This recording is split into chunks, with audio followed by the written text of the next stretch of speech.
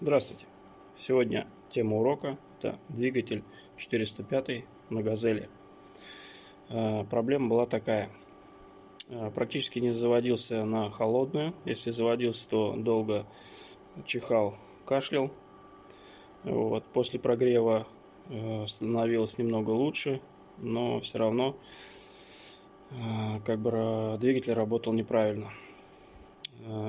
Свечи, когда выкручивали, значит, они были все черные, грязные. То есть там 15-20 минут работает двигатель и начинает глохнуть. То есть свечи забивало маслом. Значит, в чем была причина, непонятно. И я полез, значит, наугад, стал снимать воздухан. Вот этот вот воздушный, гофру воздушную. И когда я ее снял, то увидел, что здесь она заполнена маслом. Очень много масла. И соответственно, вот этот коллектор воздушный тоже был очень грязный и заполнен маслом.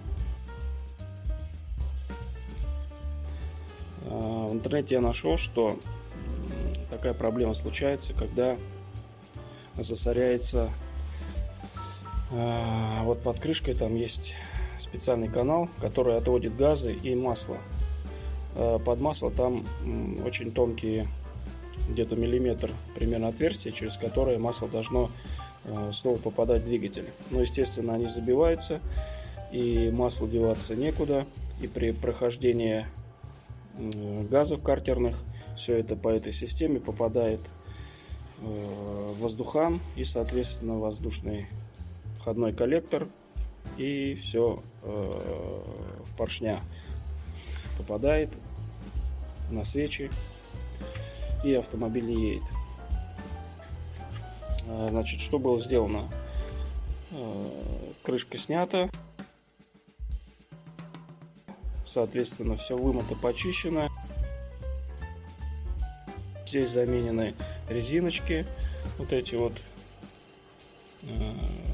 как они, по 90 градусов. Вот эта вот часть была тоже заменена, потому что здесь было порвано. Естественно, все это подсасывало воздух, и двигатель работал некорректно. После проделанной процедуры все заработало. Двигатель работает отлично. Забыл сказать, что вот эти отверстия, которые под крышкой для сброса масла находятся, я их просверлил на 3 миллиметра, сделал. И вот здесь вот сапун тоже 3 миллиметра сделал, чтобы лучше проходило. Ну, в целом так.